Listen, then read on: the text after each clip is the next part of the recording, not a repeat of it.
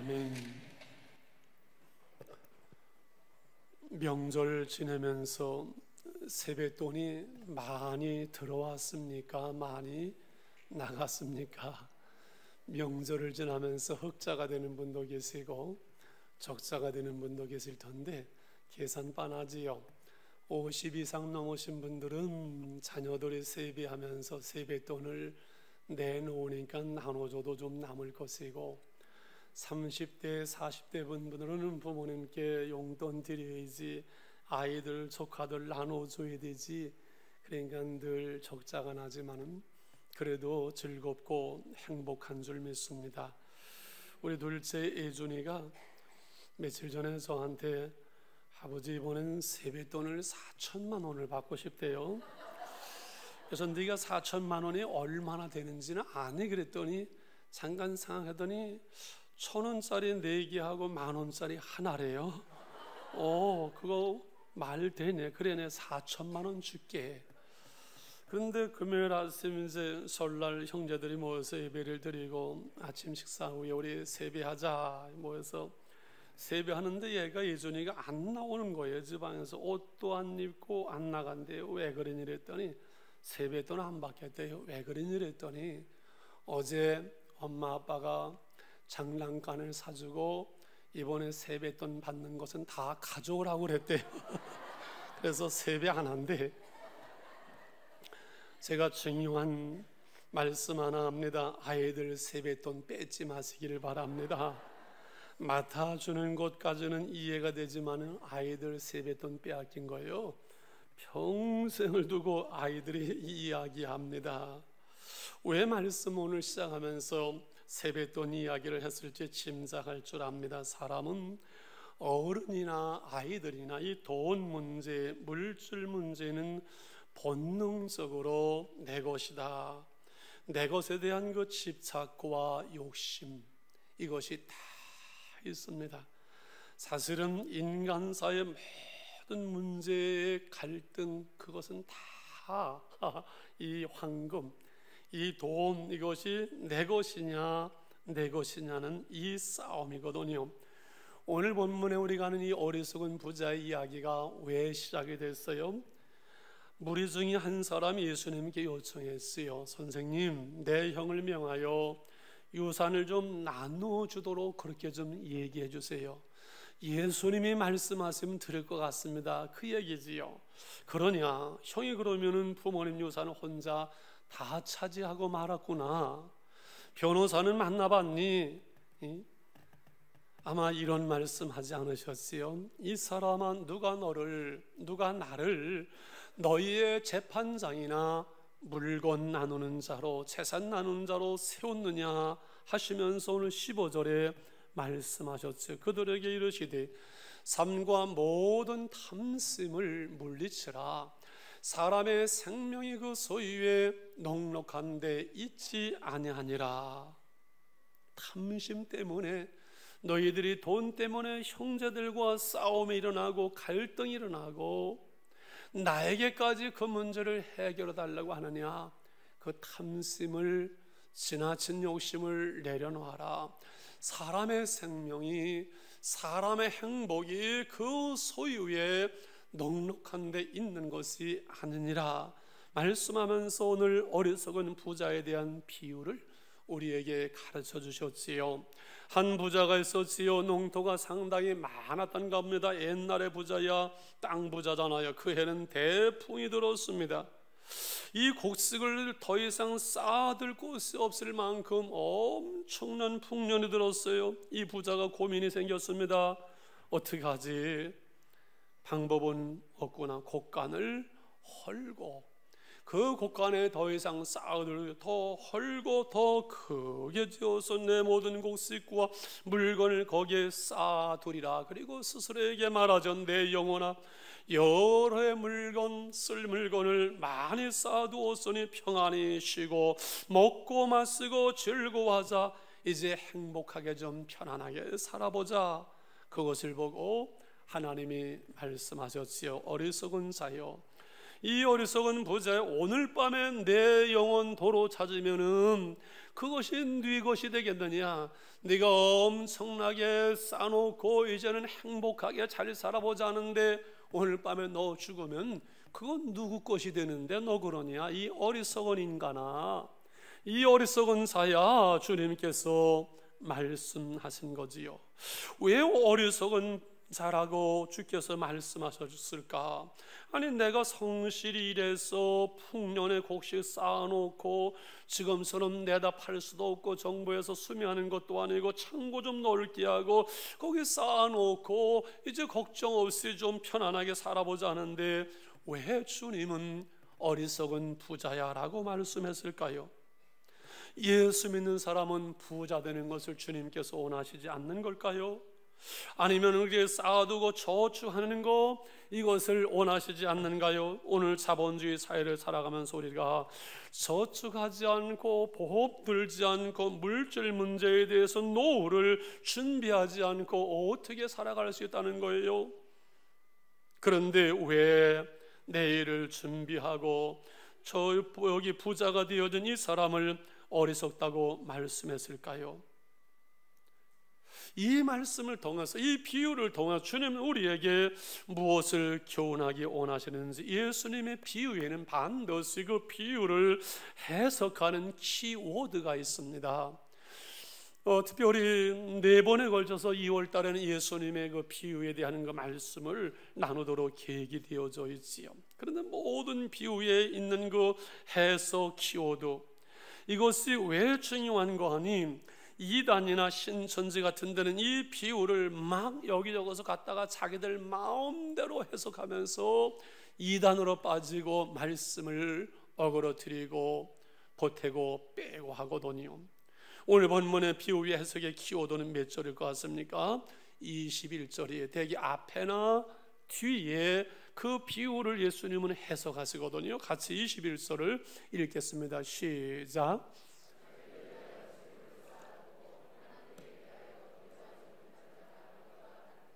예, 자기만을 위해서 재물을 쌓아두는 것, 하나님에 대해서 부유하지 못하고 이웃을 생각하지 못하고 풍년될 때 넉넉할 때 기껏 자기만을 위해서 쌓아놓는 그 삶, 이웃을 위해서, 누군가를 위해서, 사회를 위해서 하나님에 대해서는 아무 생각이 없지요. 어리석은 부자라. 왜? 결국은 떠나게 되고 아무것도 가져갈 수 없고 하나님 앞에 서야만 되는데, 결산할 때가 있는데 이 부자는 거기에 대해서는 전혀 생각이 없었지요. 기껏 나 먹고 나 잘 살고 나 행복하고 나 거기서 끝나고 마는 인생은 초라하고 어리석은 부자라는 거죠. 마치 이런 생각을 해봤어요. 큰 기업을 운영하는 그 경영, 삼성이든 이런 데서 이제 아들이 셋 넷이 되는 거예요. 어떤 녀석에게 이 경영권을 맡겨야 이 회사를 망치지 아니하고 잘 이끌어갈 수 있을까 눈여겨보면서 이 아이들을 시험하기 위해서 한 번은 아이들 몇에다가 다 1,000,000원씩을 나눠줬습니다.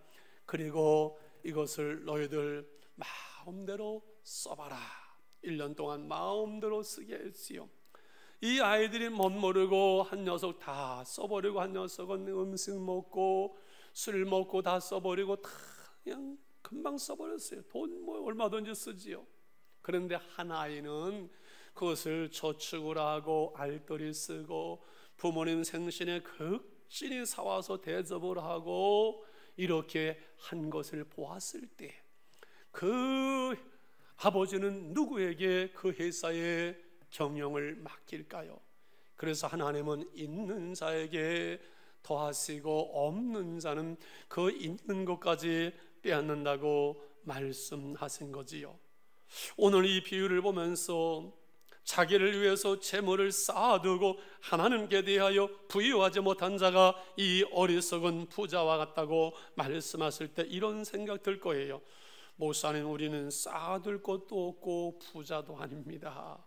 늘 쓰기도 모자라고 쩔쩔매니 나와는 전혀 관계없는 설교를 오늘 듣게 생겼네요. 그런데 이 말씀 속에서 우리에게 주시는 주님의 말씀 교훈은 그리스도인의 물질관, 사용의 원리, 어떻게 복된 부자로서, 지혜로운 부자로서 정말 우리의 짧은 생애를 살아갈 것인가 라는 말씀의 교훈을 주고 계시거든요. 우리 그리스도인들이 물질에 대한 관념, 이 물질관은 여러분 무엇일까요? 황금을 보기를 돌같이 하라, 최영장군이 말하는 것처럼 물질에 대해서 초연한 것, 이것은 기독교의 물질관이 아닙니다. 불교의 정철 스님이 말하는 것처럼 그의 책에서 무소유의 행복서에도 몇 권이 있습니다. 그것도 기독교의 정신이, 무소유는 기독교의 정신이 아닙니다.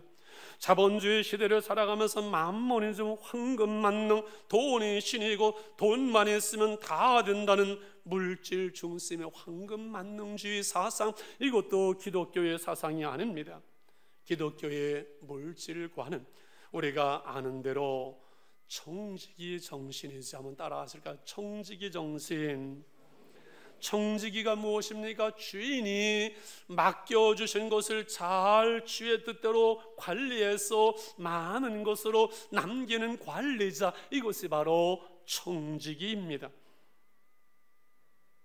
하나님께서 우리에게 주신, 우리의 주어진 시간과 건강과 생명과 물질과 재능과 자녀들까지 이 모든 것을 주인 되신 주님의 뜻대로 바르게 관리해서 주님의 뜻대로 풍성한 것으로 남길 수 있는 청지기, 이것이 우리의 물질관이고 인생관입니다. 그래서 내 생명 내 마음대로 안 되는 것이고요, 내 건강도 내 마음대로 안 되는 것이고요, 내 자식도 내 마음대로 안 되는 것이고요, 내게 주어진 물질 내가 번 것 같지만 그것도 내 마음대로 하는 것이 아닌 거예요. 그러므로 우리 그리스도인들에게 중요한 것은 늘 말씀되는 대로 물질을 담을 수 있는, 관리할 수 있는 이 그릇이 준비되어야만 합니다. 우리 주인 되신 하나님께서 5달란트를 주시건 2달란트를 주시건 1달란트를 주시건 주인의 뜻에 맡겨서 풍성으로 남길 수 있는 청지기로서의 준비된 그릇, 준비된 사람, 겸손한 사람, 신실한 사람, 내게 주어진 그 재물 하나를 바르게 관리하지 못한다면 신실한 삶이 될 수 없고, 하나님의 온전한 청지기로서 하나님께서 모든 것을 마음껏 우리에게 맡겨줄 수 없겠지요. 왜 이 그릇이 잘 준비되어야 되고 튼튼하게 우리 자신이 하나님이 쓰실 만한 그릇으로 만들어져야 될까요? 그것은 돈의 힘이 워낙 크고 세기 때문에 그렇습니다. 여러분, 돈 가지면 안 되는 것이 없을 만큼 돈은 우리를 편리하게 하고 풍성하게 하고 우리의 신분도 업그레이드 시켜주는 것 같고 멋있게 하죠. 제가 얼마나 멋있습니까? 이거 오늘 입을까 말까 하다가 좋아 보이잖아요. 한 10년 전에 한 권사님이 아들 결혼시키면 추리한다고 사줘는 이게 1년에 한 번 딱 입는 건데 오늘 안 입으면 어떻게 했어요? 그래서 제가 떼어서 좀 입혀달라고 그랬지요. 얼마나 불편한지 몰라요. 여러분, 돈에는 힘이 있어요. 사람을 움직일 수 있고 우리를 풍요롭게 할 수 있고 우리의 인생을 쉽게 망가뜨릴 수 있습니다. 이 돈을 지닐 수 있는 인격과 신앙과 그릇이 안 되면 그릇이 깨집니다. 돈 때문에 인생 망가지고 신앙 깨지고 가정 깨지는 사람들이 얼마나 많은 줄 아십니까? 저는 봤습니다. 시골의 그 고향의 양평에 멀쩡하던 그 땅들이 땅값이 올라가니까 형제들 간에 싸움이 일어나고 소송을 벌리고 파주에서는 그것도 황시해요. 총으로 형을 쏴 죽였어요. 의가 좋던 그 형제들이 땅값 올라가니까 더 달라고 싸우고 난리를 쓰고, 여기 한 사람이 예수님께 나와서 우리 형한테 좀 명령하셔가지고 유산을 나누게 해달라고 이해되어지지요. 세상에 인도 갔더니만요, 몇천 평 있던 그 땅들이 그저 몇십만 원에서 주택 잡은 땅들이 몇 억씩하고 100배 정도 땅값이 올라갔어요. 그러니까 그 현지인들 이름으로 되어 있으니까 선교사를 내쫓고 별일들이 다 일어나요. 이 돈의 힘이라는 것은요 어마어마합니다. 여러분, 질문 하나 하려고 합니다. 돈을 버는 게 힘들까요? 바르게 쓰는 게 힘들까요? 다시 질문하면, 돈을 버는 게 더 중요할까요? 바르게 쓰는 게 더 중요할까요?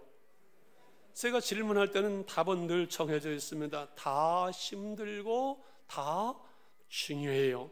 돈 버는 것도 힘들지만은 바르게 쓰는 것도 힘들고, 돈을 버는 것도 중요하지만은 바르게 쓰는 것은 더 중요할 수 있어요. 그러나 바르게 사용할 줄 아는 사람이라야 바르게 벌 줄 알고 그 돈으로 내 신앙과 인생이 망가지고 어리석은 부자가 되지 아니하고 풍성하며 풍요롭고 하나님의 뜻을 이루어가며 하나님이 인정할 수 있는 청지기로서의 당당한 삶을, 멋진 그리스도인의 삶을 살아갈 수가 있어요. 말씀 지난주에 한 집사님이 물질 관리에 대한 좋은 책을 선물해 줘가지고 제가 읽으면서 이 말씀에 참조할 수가 있어서 제목이 멋있습니다. 96%의 사람들이 모르는 5가지의 부의 비결. 그러면 4%의 사람들이 깨달은 거죠. 크레그 힐이라는 이 저자는 오래전에 이미 한 20년 넘었죠. 베스트셀러가 되었던 로버트 키요사키의 부자 아빠, 가난한 아빠의 이야기를 시작을 했어요. 이 키요사키는 성장 과정이나 그 사람의 됨됨이에 따라서 돈을 쓰는 방법이 사람마다 다 다르고, 그 사람이 돈을 쓰는 방법에 따라서 그의 인생이 결정되어지고, 그가 부자로 사느냐 가난한 자로 사느냐, 신앙으로 사느냐 불신앙으로 사느냐가 결정되어진다는 거지요. 맞습니다. 그래서 1,000,000원씩을 100명에게 나눠주면서 몇 년 후에 그 결과를 보면은 그 중에 80명은 돈이 하나도 남아있지 않았다는 거지요. 마이너스 인생을 사는 사람들이지요. 빼기 인생. 그리고 16명은 돈이 조금 늘어나는데 은행에 넣어서 이자가 늘어난 정도. 이 사람들은 플러스 인생, 더하기 인생을 사는 사람들이고, 4명은 한 배에서부터 만 개는 100배까지 늘어난 사람들, 4%. 이 사람들은 곱셈으로의 인생을 사는 사람들이고 4%의 부자로 사는 사람들이라는 거예요. 그러면서 이 96%의 사람들이 모르는 4%의 사람들이 사는 물질 관리의 비결, 그것을 말을 합니다. 물론 그 비결 5가지가 있는데, 물질적인 것만 이 사람들은 추구하지 않고 돈을 따라가는 것이 아니라 지혜를 구하고 솔로몬처럼 전문인이 되는 길을 가고 돈은 따라온다는 거예요. 그래서 4%의 사람들은 IMF가 오고 어려움이 있고 무너져도 분명히 금방 다시 일어난다는 거예요. 그러면서 이 경제의 사이클을 사람들은 이해하고 있고, 그 다음에 내 당대만이 아니라 2대 3대로 그 물질이 내려가고 전수될 수 있는 그 삶의 자세와 지혜를 가지고 있다고 말하면서, 가장 중요한 것은 첫 번째는 물질을 바르게 사용하는 방법이라는 거예요. 그것은 96%의 사람들은 한 항아리에다 놓고 쓰지만은 이 4%의 사람들은 5 항아리에 놓고 쓰는 거예요. 그런데 이 사람들은 기독교 부자를 말하는 거예요. 세상 부자를 말하지 않습니다. 어떻게 사용하는? 첫 번째 항아리는 주님의 11조라는 라벨이 붙어 있지요. 내 것에 10%를 드리는 것이 아니라 하나님의 주신 것, 하나님의 것을 하나님께 드리는 청지기의 고백으로서 이분들은 철저하게 11조를 하나님께 성별하여 드립니다. 두 번째 항아리는 섬김을 위한 항아리, 부모님과 어른과 이웃을 섬기기 위해서 여기에도 10%를 드리게 됩니다. 이것은 성경적으로 맞는 이론인 것 같아요. 세 번째 항아리는 저축이지요. 저축도 11조를 드리는 건 10%의 저축을 합니다. 저축이 너무 적지 않은가 하는데 그 옆에 뭐가 있어요? 투자가 있어요. 몇 프로를 투자해요? 20%를 투자해요. 그러면 30%는 이게 저축과 투자에 쓰는 거예요. 나머지 내 삶의 생활에 사용하는 것이 몇 프로예요? 50%예요. 50%는 자기 생활에 쓰지만은 반은 이것은 하나님 앞에 이웃을 향해서 자신의 장래를 위해서 사용한다는 그 사용의 방법이 다르다는 것이지요. 먼저 하나님께 드리고 베풀고 저축하고 투자하고 쓴다는 거예요. 그런데 나머지 96%의 사람들은 먼저 쓰고 그 다음에 남는 것으로 하려고 하기 때문에 늘 모자라고, 4%의 사람들은 늘 여유가 있고 준비되어져 있는 거지요. 여러분, 처음서부터 여유가 있고 넉넉하고 그리고 많은 것으로 출발하는 것이 아니라 4%의 사람들은 그 사용의 방법에 대해서 바르게 사용하는 것이 이미 결정되어져 있는 것이지요. 더 많은 돈으로 시작하고 더 많은 수입이 있어서가 아니라 바르게 돈을 쓰기로 선택하는 사람들은 돈을 관리하는 사람들이고, 돈을 지닐 수 있는 그릇이 준비되어져 있는 사람이고, 그래서 돈으로부터 자유할 수 있고 하나님이 얼마든지 돈을 맡길 수 있는 준비된 청지기들이고 하나님 나라에 부유할 수 있는 지혜로운 부자들이지요. 여러분 다 이 4%에 여러분 들어갈 수 있기를 축원합니다.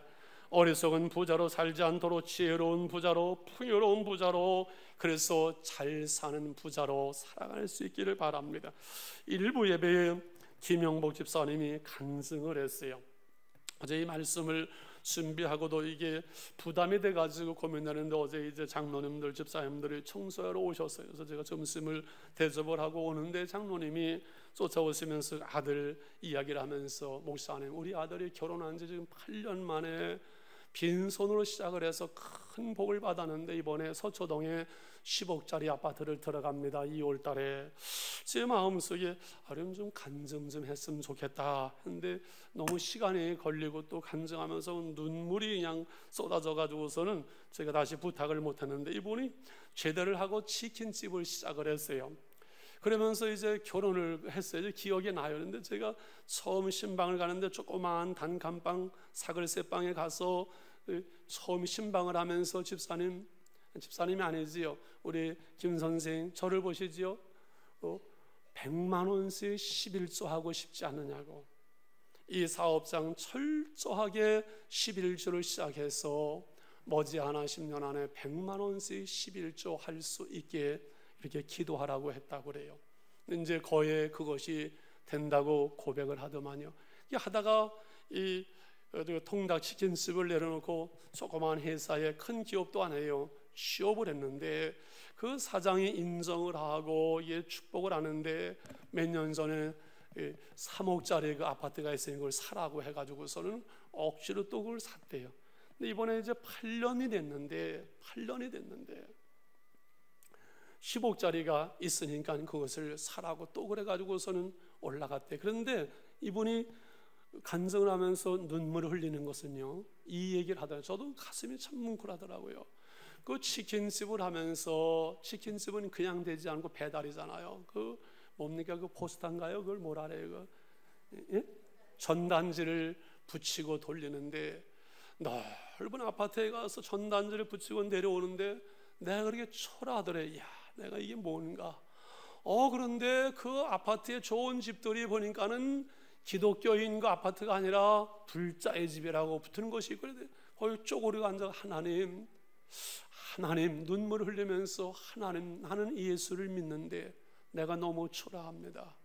왜 하나님 없는 사람들은 이렇게 좋은 아파트에 사는데 나는 이게 뭡니까? 나도 이런 아파트에 살게 해주세요. 그 후에 철저하게 11조를 했다고 그래요. 그래서 자기가 전도한 그 처형은 교회 데리고 나오자마자 그 주부터 11조를 가르쳤고 11조를 시켰대요. 나처럼 복 받으려면 11조를 철저히 하라. 그리고 IMF 어려울 때 우리 건축을 할 때 한 구자를 하면서, 눈물로 한 구자를 하면서 하나님 앞에 살려고 애를 썼는데, 세상에 이번에 그 아파트를 서초동에 들어가면서 보니까 자기가 초라해서 쪼그리고 앉아서 눈물 흐르던 그 아파트와 같은 평수고 더 훨씬 좋은 아파트에 들어가게 된다라고.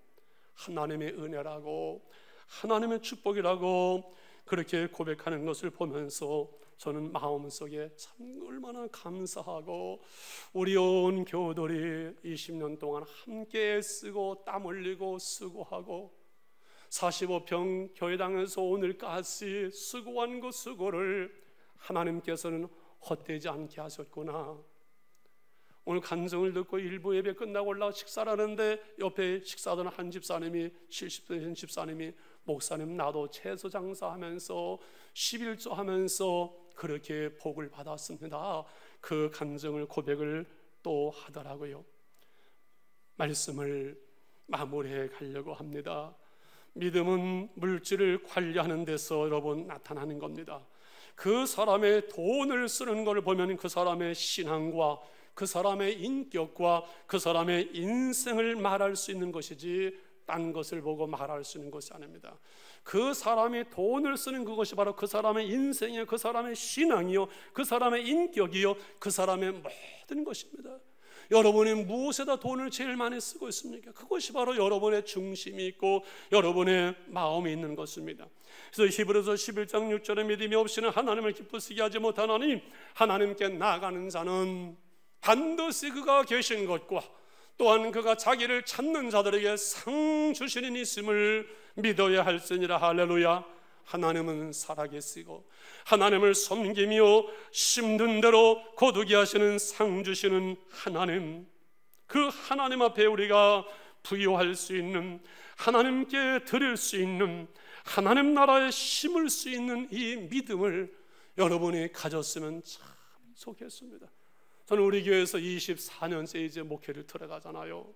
교회를 나오면서 10년 지나고 20년도 하나도 변화되지 않고 삶도 바뀌지 않고 나아지지도 않고 믿음도 그 자리에 머물고 있는 사람들은 헌금 생활에 실패하는 사람들, 아무리 교회를 나오고 별짓을 다 하는 것 같아도 그 중심 속에 하나님을 향해서 11조 하나를 못 드리는 사람들은 변화가 없어요. 삶에 신앙도 변하지 않고 삶도 변하지 않고 그 삶 속에서 살아계신 하나님을 볼 수가 없이 그냥 구경꾼으로 살아가더라는 겁니다. 금주의 암송 말씀 디모데전서 16장 17절 18절을 같이 한번 암송하도록 하겠습니다. 시작. 내가 이 세대에서 부한 자들을 명하여 마음을 높이지 말고 정함이 없는 재물에 소망을 두지 말고 오직 우리에게 모든 것을 후히 주사 누리게 하시는 하나님께도 명하 선을 행하고 선한 사업을 많이 하고 나눠주기를 주하며 너그러운 자가 되게 하라. 저는 설교자로서 제일 부담되는 것이 헌금 설교입니다. 물질 문제입니다. 성경의 주님은 2000번 이 물질 문제에 대해서 4번의 비유 중에서도 전부 물질 문제입니다. 근데 저는 인간적으로 이 헌금에 대한 설교는 부담되어져요. 그런데 주님은 이 세대의 부한자들을 명하라는 겁니다. 권하라는 게 아니라 명령해서 마음 높이지 말고 교만하게 하지 말고 정함없는 재물에 소망 두지 말고 모든 것을 후히 주사 누리게 하시는 하나님께 그 마음을 두고 하나님을 바라보며 선을 행하고 선한 사업을 하고 나눠주기를 좋아하는 그러한 삶을 살도록 가르치고 명령하라고 말씀을 하지요. 예수님은 마태복음 6장 19절 21절에 놀라운 말씀을 하십니다. 너희를 위하여 보물을 땅에 쌓아두지 말라. 거기는 점과 동록이 해하며 도둑이 구멍을 뚫고 도둑질하느니라. 오직 너희를 위하여, 오직 너희를 위하여, 누구를 위하여? 너희를 위하여 보물을 하늘에 쌓아두라. 거기는 점이나 동록이 해하지 못하며 도둑이 구멍을 뚫지도 못하고 도둑질도 못하느니라. 같이 읽을까? 네 보물 있는 시작. 할렐루야. 내 보물이 있는 곳에 내 마음이 있느니라. 내가 물질을 어디에 쓰는지 내 물질이 있는 곳에 내 마음이 있다는 거예요. 하늘에 쌓아두지 못하는 사람은 하늘에 소망이 없어요. 믿어지지가 않아요. 여러분, 하나님께 드리는 것은 누구를 위한 것이라고요? 교회를 위해서 드리는 것이라고? 아니에요. 오직 너희를 위하여, 나를 위하여 하늘에 쌓아두라고 주님은 우리에게 명하십니다. 그러므로 하나님께 부유한 자는 참으로 생명과 풍성함을 누리며 행복하며 오늘 하늘나라를 살아갈 수가 있어요. 왜? 세상의 돈에 욕심의 마음에 있지 않고 탐심의 마음이 있어서 물질 때문에 근심하고 염려하지 않고 하나님께 마음이 있고 하늘의 소망이 있고 이 땅에서는 하나님의 청지이기 때문에 이것을 나눌 것이기 때문에 물질 때문에 싸우고 들이받고 욕심부리고 그렇게 할 이유가 없는 거지요.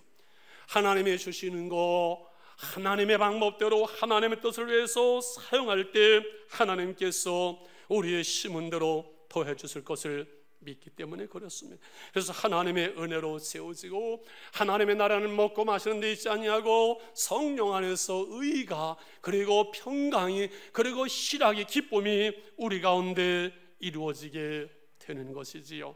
할렐루야. 지난주 화요일 날 우리 목회자들과 함께 올로 목사님 댁을 방문했습니다. 장로님들은 그 후에 다녀오셨다고 그래요. 올로 목사님 내일 이제 용인에 있는 요양원으로 이렇게 가시게 되어져요. 사모님이 폐암 말기가 되셔서 이제 아마 몇 달 못 사실 건데 자녀들은 못 가게 하셨는데 목사님 아무리 생각해도 사람을 써도 사모님이 알 것 같고 그러니까는 요양원으로 내일 이제 떠나시게 돼요. 세배를 하고 나오면서 제가 눈물이 핑 돌았어요. 저쪽을 바라보면서 제 마음속에 이렇게 떠나시는구나, 이럴 줄 알았으면 한 번 더 좀 찾아뵙고 한 번 더 와 뵙고 해야 되는 그렇게 못했구나. 제 마음에 후회함이 넘쳐나요. 내가 떠날 때 우리 부모님들이 가까운 분들이 떠나갈 때 후회함이 없이 우리가 하나님 앞에 설 때 부끄러움이 없이 살아야 되는데 우리의 인생이 그렇게 빠른 것을 사람들은 느끼지를 못하고 살아가요. 우리가 준비하는데 30년을 살고 돈 버는데 30년을 살고 그리고 노후에 그것을 가지고 살아가는데 30년을 살아가는데 얼마나 그 인생이 빠른지요. 제가 40에 부임을 해서 이제 23년 넘어섰습니다. 눈 꿈뻑꿈뻑 두 번 하니까 20년이 지나갔고 금방 은퇴하겠지요. 우리 머지않아 다 떠나갑니다. 그런데 사람의 자기를 꾸며가지 못하고 자신을 다스리지 못하면은 오히려 하나님 나라에 갈 때가 가까울수록 더 돈에 집착하게 되는 것이 이것이 인간의 본성이에요. 여러분 그렇게 생각되지 않습니까? 이거를 뛰어넘어서 우리가 진정 하나님의 청직으로서 정말 부끄러움이 없이 우리의 교회는 우리 교회잖아요. 내 교회가 아닙니다. 저는 얼마 안에서 떠납니다. 여러분의 교회입니다. 여러분의 자녀와 후손들이 갖고 될 하나님의 교회 속에서 우리가 하나님을 섬김에 부끄러움이 없도록 하나님 앞에서 지혜로운 정직으로 하나님께서 우리에게 마음껏 맡기실 수 있도록 맡겨주실 때 하나님의 영광을 위해서 우리가 사용할 수 있도록 하나님의 우리에게 그러한 믿음과 은혜와 지혜를 주시옵소서. 이제 교회가 3년 안에 빚더미 속에서 우리가 이 비전센터 이 빚을 짊어지고 여기서 예배드리면서 하나님 복 주세요 더 이상 말할 수 없잖아요. 하나님 이제는 하나님 앞에 좀 헌당하고 싶습니다. 부끄러움이 없이 예배드리고 싶습니다. 이 운동에 우리 온 교우들이 다 참여할 수 있도록 은혜를 하나님께서 주셨으면 좋겠습니다. 우리 1분만 기도하면서 이 말씀 붙들고 기도하겠습니다. 하나님 어리석은 부자로 살지 않게 하시고 지혜로운 정직으로 살아가면서 하나님께서 우리에게 맡기실 수 있고 맡겨주신 것을 가지고 복음을 위해서 선교를 위해서 하나님의 교회를 위해서 하나님의 나라를 위해서 우리가 살아갈 수 있도록 은혜를 베풀어 주옵소서. 우리에게 이 믿음을 주시옵소서. 이 귀한 믿음을 주시옵소서. 같이 우리 1분만 기도하면서 하나님 3년 안에 성전 복원을 위해서 우리가 마음에 작정하고 결단해야 되는데 하나님 어떻게 할까요? 하나님 어떻게 하면 좋습니까? 이렇게 질문하면서 같이 우리가 2분만 기도하는 시간을 갖겠습니다. 기도합니다.